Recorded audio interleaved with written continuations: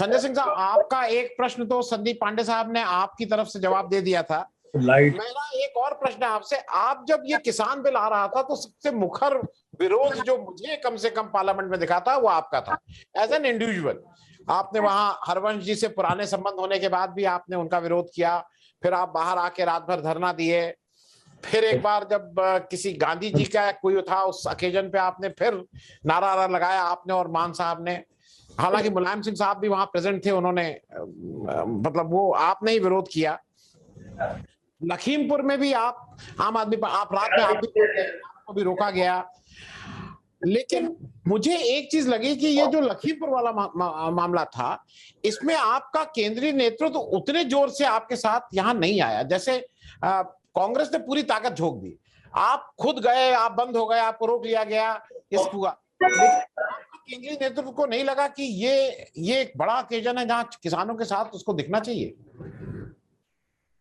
नहीं, देखिए, उसमें पंजाब के हमारे लीडर ऑफ अपोजिशन और 5 एमएलएज आए और हमारी पूरी पार्टी ने अलग अलग जगहों पे विरोध प्रदर्शन भी किया लखीमपुर की घटना को लेके। और पहले से कुछ कार्यक्रम निर्धारित थे अरविंद जी के, तो उसके कारण, और बाकी सारे लोग थे ही लखीमपुर के मुद्दे पे। दूसरे दिन मैं बहराइच भी गया और फोन से सारे परिवारों की बात भी हुई केजरीवाल जी से। तो मैं समझता हूं कि आम आदमी पार्टी ने लखीमपुर कांड को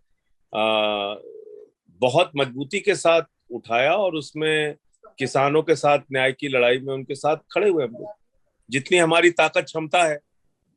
नहीं, आपकी क्षमता, क्योंकि आपने अकेले अगर पार्लियामेंट में किया और आज भी लोग उसको याद रखते हैं, तो मैं इसलिए कह रहा हूं कि एक चीज और हम लोग जरा आपसे सुनना चाहते हैं कि आप जो एक आप तो समाजवादी बैकग्राउंड से आ रहे थे और एक मॉडल आम आदमी पार्टी ने दिया था कि हम डेवलपमेंट के नाम पे वोट लेंगे, हम एजुकेशन और चिकित्सा, हम बिजली और पानी की जैसी मूलभूत समस्याएं, ये 4-5 समस्याओं को पकड़ के हम उस पर काम करेंगे, अच्छा काम करेंगे। और जनता ने आपको वापस चुना भी।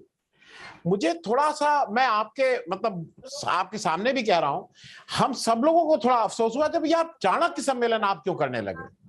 आपको क्या मजबूरी है? मैं इसको विस्तार से बताता हूँ आपको। जी, विस्तार से बताता हूँ जी। तो जो समाजवादी है, अगर मैं एक विचारों से समाजवादी हूँ, रघु ठाकुर जी के साथ हमने अपनी राजनीति की शुरुआत की, तो मैं इसको पूरी दृढ़ता के साथ मानता हूं कि जाति हिंदुस्तान की सच्चाई है। और आप वामपंथी विचारों से इस मायने में अलग भी हैं कि वो वर्ग संघर्ष में जाति की सच्चाई को भूल जाते हैं। जाति हिंदुस्तान की सच्चाई है। अगर एक दलित चपरासी होगा और एक सवर्ण चपरासी होगा तो उनके साथ लोगों का व्यवहार कैसा होगा, ये आप जाकर किसी भी कार्यालय में देख सकते हैं। ठीक बात। तो पहली चीज तो ये हमें मानना पड़ेगा कि जाति जो है वो हिंदुस्तान का एक कड़वा सच है। अब आपको उन जातियों के नाम पर हो रहे संघर्ष को रोकना है, खत्म करना है या बढ़ाना है, नफरत को और मजबूत करना है या नफरत को मोहब्बत से मारना है। आपके सामने चुनौती ये है। तिरंगा यात्रा हमने भी निकाली, तिरंगा यात्रा भारतीय जनता पार्टी के लोग भी निकालते हैं। वो तिरंगा यात्रा निकालते हैं तो मुसलमानों के खिलाफ नफरत फैलाने का और नारे लगाने का काम करते हैं। हम तिरंगा यात्रा निकालते हैं तो हम कहते हैं हिंदू मुस्लिम सिख ईसाई आपस में सब भाई भाई। अयोध्या में संदीप पांडे जी भी गए, अयोध्या में भी गया। अयोध्या जब हम गए तो हमने कहा कि सब नर करें परस्पर प्रीति, ये रामचरितमानस का की चौपाई है, इसके आधार पर देश को चलना चाहिए। हेलो, जी जी, सुनाई दे रहा है, चलिए। तो इसके आधार पर चलना चाहिए। अब भारतीय जनता पार्टी प्रभु श्री राम का उपयोग नफरत फैलाने के लिए करती, तो देखिए, आपको उनके सिंबल से जब तक आप भागते रहेंगे तब तक भारतीय जनता पार्टी हर क्षेत्र में जीतती रहेगी। और हमारे मित्रों से सबसे बड़ी गलती ये हुई कि हमने गांधी उनके लिए छोड़ दिया, हमने सरदार वल्लभ भाई पटेल उनके लिए छोड़ दिया, हमने सरदार भगत सिंह उनके लिए छोड़ दिया, हमने नेताजी सुभाष चंद्र बोस उनके लिए छोड़ दिया। क्या मतलब है इन लोगों का नेताजी सुभाष चंद्र बोस से? क्या लेना देना इनका शहीद आजम भगत सिंह से? क्या लेना देना इनकी विचारधारा का सरदार वल्लभ भाई पटेल और राष्ट्रपिता महात्मा गांधी से? जो लोग राष्ट्रपिता महात्मा गांधी के हत्या में शामिल रही है जो विचारधारा, आज वो वहां पे चरखा चला रहे हैं और गांधी जी के नाम पे उपदेश दे रहे हैं देश को। और उनकी एक नेता साधी प्रज्ञा वो गांधी जी के बारे में तमाम अपने अपने जो सही विचार जो हैं उनके, वो उसको जाहिर भी करती हैं मौके मौके पे। उनके जो और फ्रंटल संगठन हैं जो नाथूराम गोडसे की को माला पहनाते हैं, वो गांधी जी के फोटो पे गोली भी चलाते हैं। तो मतलब मैं ये कहना चाह रहा हूं कि अगर हमारे समाजवादी मित्रों को या वामपंथी मित्रों को ये महसूस हो रहा है कि हम राष्ट्रवाद की पूरी फील्ड बीजेपी के लिए छोड़ देंगे, हम धर्म की पूरी फील्ड बीजेपी के लिए छोड़ देंगे, हम धर्म को सही मायने में डिफाइन करने से बचेंगे और कतराएंगे, हम जाति को सही मायने में डिफाइन करने से कतराएंगे और बातचीत करने से डरेंगे, आपको इन इश्यूज के ऊपर बात करना पड़ेगा। जातिवाद पे मैंने क्या बात किया उत्तर प्रदेश की राजनीति में? मैंने कहा कि यहाँ पर जातियों के नाम पर अधिकारियों की पोस्टिंग हो रही है, यहाँ पर जातियों के नाम पर क्रिमिनल्स के खिलाफ कार्रवाई हो रही है, यहाँ पर जातियों के नाम पर देख देख कर चुन चुन के कार्रवाई हो रही है। ये ठीक नहीं है।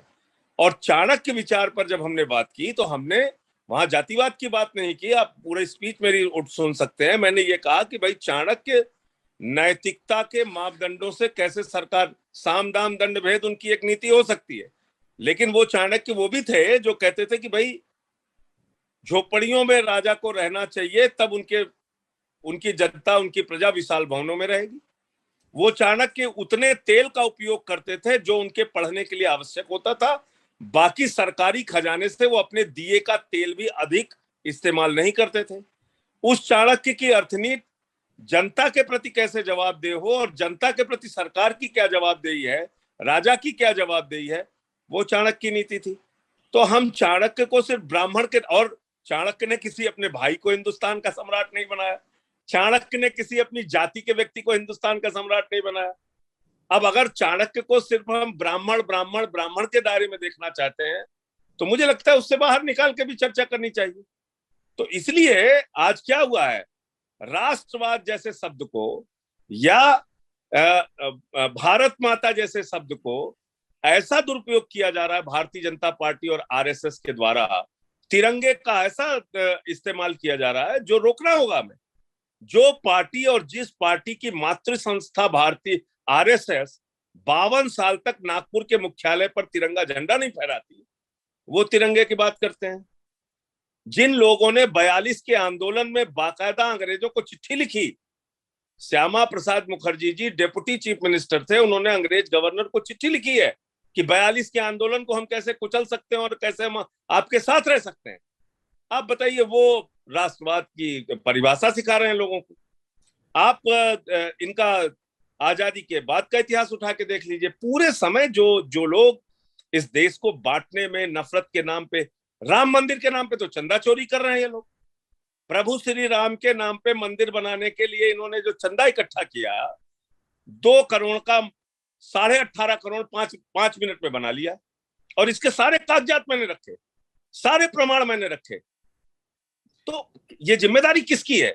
सारे विपक्ष को, भारतीय जनता पार्टी को नंगा करके देश के सामने, नंगा का मतलब इनकी सोच, इनके विचारों को नंगा करके इनके सामने, देश के सामने रखना होगा। मैं संजय जी बिल्कुल आपकी इस बात से 100% इत्तेफाक रख रहा हूं। भाजपा दलित विरोधी है, भाजपा अल्पसंख्यक विरोधी है, भारतीय जनता पार्टी नफरत की बुनियाद पे हिंदुस्तान को बनाना चाहती है। अगर हम उनसे लड़ना चाहते हैं, हमको इन तमाम मुद्दों पर खुलकर बात करनी पड़ेगी, बचना नहीं। मैं बिल्कुल आपकी बात से लेकिन मेरा जो बेसिक क्वेश्चन था वो आपने आंसर नहीं किया।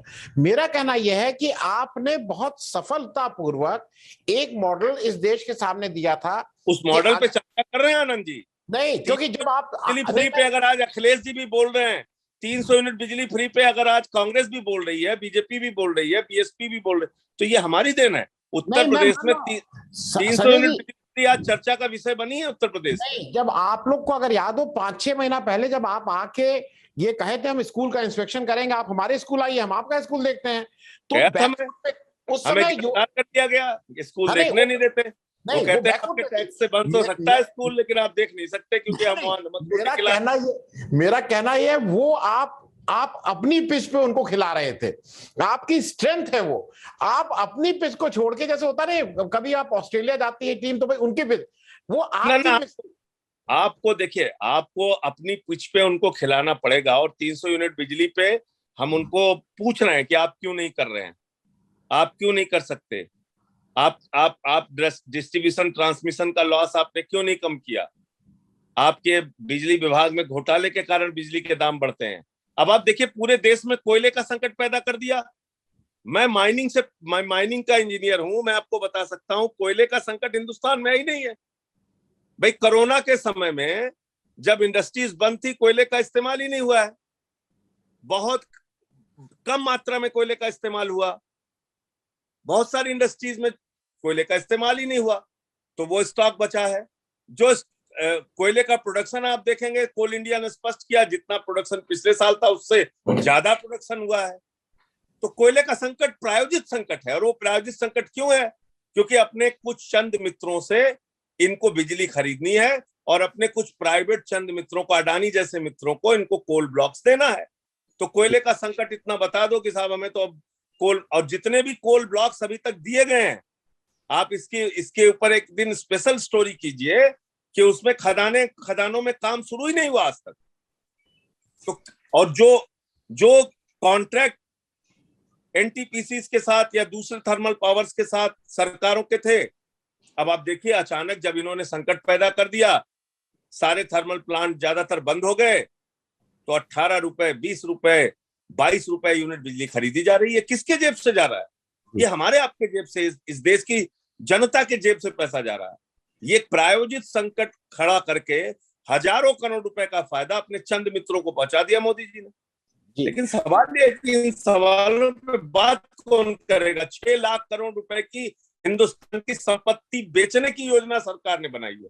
ये एक अजीब सरकार हिंदुस्तान में चल रही है, जो कह रही है हम रेल बेचेंगे, हम सेल बेचेंगे, हम कोल बेचेंगे, हम सड़क बेचेंगे, हम बिजली बेचेंगे, हम पानी बेचेंगे, हम बीपीसीएल बेचेंगे, हम स्टेडियम बेचेंगे, हम पूरा हिंदुस्तान बेचेंगे, एलआईसी जैसी संस्था बेचेंगे। हम खुलेआम कह रही है। तो राष्ट्रवाद का नाम देकर पूरे राष्ट्र को बेचने की एक पार्टी योजना बना रही है। हम उनके राष्ट्रवाद की असलियत को, हम उनके तिरंगे के प्रेम को, हम उनके गांधी के प्रेम को जब तक एक्सपोज नहीं करेंगे पब्लिक के बीच में, तो तब तक मुझे नहीं लगता है कि आप भारतीय जनता पार्टी से लड़ पाएंगे। तो दोनों मोर्चे पे काम करना पड़ेगा। आपको 300 यूनिट बिजली फ्री, शिक्षा फ्री, इलाज फ्री, इन मुद्दों पे भी चर्चा करनी पड़ेगी, उस पर भी घेरना पड़ेगा। और जब ये कहते हैं कि सबसे बड़े देशभक्त ये हैं, तो इनको बताना पड़ेगा कि देश के गद्दारी करने वालों की प्रथम पंक्ति में अगर कोई लोग खड़े थे तो यही लोग खड़े थे, इनकी विचारधारा खड़ी। मैं सतीश झा साहब आपके पास क्लोजिंग स्टेटमेंट के लिए आऊंगा, उससे पहले अभय दुबे साहब हैं। मैं अभय दुबे भाई साहब, एक क्योंकि बात थोड़ा चर्चा बिखर गई जिसको कह रहे हैं, एक मेरे एक प्रश्न। डॉक्टर लोहिया तो खुलेआम कहते थे मैं नास्तिक हूं जी, तो अब आप पूछिए कि फिर वो रामायण मेला क्यों करवाते थे? जी नहीं, मैं क्यों? देखिए आपने आप भारतीय सामाजिक व्यवस्था की असलियत को समझे बगैर भारतीय जनता पार्टी से नहीं लड़ सकते हैं। ये बहुत चालू लोगों की पार्टी है, बहुत ही श्रूड लोगों की पार्टी है। उन्होंने 3-4 शब्द निकाल लिए हैं, किसी को कुछ कहते हैं, किसी को कुछ कहते हैं, उन्होंने फिक्स कर दिया है। उससे बाहर आप अब क्या फिक्स किया उन्होंने? अरे भाई मोदी नहीं है तो कौन? अरे देश का इतना मूर्ख प्रधानमंत्री जिसको कुछ आता जाता नहीं है, उसको कहते हैं कि उसका कोई विकल्प ही नहीं है। मतलब जो आदमी बिहार की रैली में खुलेआम कहता है सिकंदर जब बिहार में आया था तो बिहारियों ने मारकर भगाया था, अब सिकंदर कभी बिहार में गए ही नहीं। देखिए वो तो एक ऐसी जो आदमी कहता है कि कबीर, बाबा गोरखनाथ और गुरु नानक देव जी एक साथ मीटिंग करते थे, जो आदमी मौसम का हवाला दे के कहता है कि रडार में, मतलब ऐसे मूर्ख आदमी को हम लोग कहते हैं इसका कोई विकल्प ही नहीं है। तो मूर्खता में तो कोई विकल्प नहीं है, मैं ऐसा मानता हूं, लेकिन ऐसे प्रधानमंत्री का कोई विकल्प नहीं है। ये कहना जो 8 बजे खड़ा होके कह दे कि नोटबंदी पूरे देश में, जाओ मरो सब लोग, जो आदमी 8 बजे खड़ा होके कह दे पूरा देश बंद, लॉकडाउन, 130 करोड़ लोग जाइए आप, जो मन में आया करिए, ऐसे आदमी को महिमा मंडित करने में सारा चैनल, सारा देश लगा हुआ है, और उसमें कोई बोलने के लिए तैयार नहीं। सिर्फ हम लोग क्या है कि हमने कुछ अपनी सेट एक विचारधारा बना ली है कि भाई हम अब इससे बस ये हमारा दायरा, इससे ज्यादा तो अब हम आगे बात नहीं कर सकते। संजय जी, मुझे लगता है इस पे मेरी थोड़ा अपने मित्रों से भी कई बार बहसबाजी होती है कि अब इससे थोड़ा बाहर निकल के अब भारतीय जनता पार्टी को आपको हर मोर्चे पर घेरना पड़ेगा। ये भी बताना पड़ेगा कि ये बिल्कुल राम के भक्त नहीं है, ये भी बताना पड़ेगा कि इनका धर्म से कोई लेना देना नहीं, देश से कोई लेना देना नहीं, राष्ट्र से कोई लेना देना नहीं, राष्ट्र को बेचने वाले लोग हैं, महंगाई बढ़ाने वाले, सारी असलियत इनकी। संजय जी, एक शायद चीज और घोर जातिवादी हैं, ये भी बताना पड़ेगा। नहीं, मैं इसलिए बता दूं, एक और आप शायद बीमारी जो मुझे लगता है, और मुझे जैसे कुछ चीजों से अचंभा होता है, मैं आपसे ईमानदारी से जैसे बोला जब उसी तरह से राजनाथ सिंह साहब तो ठीक ठाक आदमी थे, उनको भी छूत लग गई है, वो भी झूठ बोलने लगे। मतलब एक मान लीजिए एक पार्टी में भाई झूठ उस पार्टी का हुआ है कि झूठ बोलना है, लेकिन इनको कौन सी सावरकर और गांधी का, पार्टी की जिस संस्था की 94 इयर्स की ट्रेनिंग है झूठ बोलने में, आप कैसे उनसे उम्मीद कर सकते हैं कि वो सच बोलेंगे? 94 साल का अभ्यास है, ये एक दिन में कैसे छूट जाएगा? आप मुझे बताइए जरा।